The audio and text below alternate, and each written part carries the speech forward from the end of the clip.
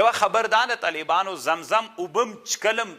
سنت دي او تضلع هم پکې مستحب السنت ته تضلع دې ته ویل کېږي چې زمزم اوبه دې چکلې داسې په ځان راتویې که دې ته تضلع وایي طالبانو دا تضلع هم سنت ده او یوه خبردار طالبانو افضل دي اوبو علامه زکریا صاحب په دې بحث کړی په دنیا کې افضل اوبه هغه اوبه دي چې د رسول الله له ګوتو نه وتلي اوبه دي اسوي حدیبیې او نورو ځایونو کې او په دې باندې دلته ډېر بحث کړی دی او علامه ابن شحنه هغې سوال کړی ده دویمې اوبه طالبانو افضلې اوبه زمزم دي او درېیمې اوبه بیا د کوثر اوبه افضلې اوبه دي طالبانو ورونو دلته نبی علیه السلام اوبه وچکلې وهو قائم د زمزم اوبه یې وچکلې په ولاړه باندې طالبانو ورونو دلته شارحینو او محدثینو علماو یو لوی جنجال کړی ده هغه دا ده چې په احادیثو کې د دې منع راغلی ده چې تاسې په ولاړه اوبه مچ کوئ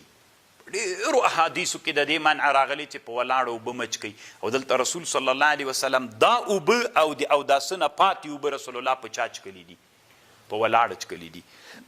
اوس طالبانو بعضې علماو دا جمع د احادیثو داسې کړې ده چې احادیث د جواز د اثبت دي له احادیثو د نفي نه یوه جمع بعضې علماو داسې کړې یوه جمع علماو داسې کړي چې احادیث د نهي چې د هغه منسوخ دي احادیث د جواز دا ناسخ دي بنا بر هر تقدیر طالبانو راجح رایه دا ده د موږ د احنافو راجح رایه دا ده فکر ته مو پام وي طالبانو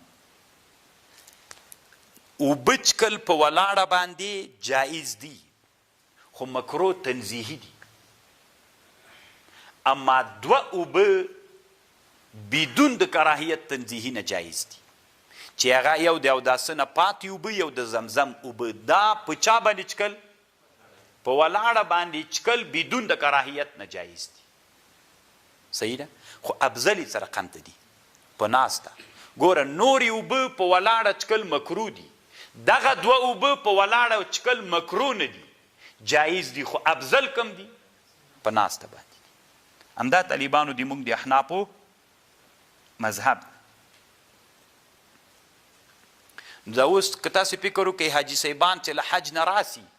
او چې زمزم اوبه ورته کیږدي ورې مخامخ ودرېږي قبلې ته مخکې دا طالبان هسې له ځان خبر رسول علیه السلام چې درېدلی طالبانو د نفس جواز دپاره ده افضل په چا باندې دي دا د موږ د احنافو مذهب د طالبانو دې مسلې ته فکر وي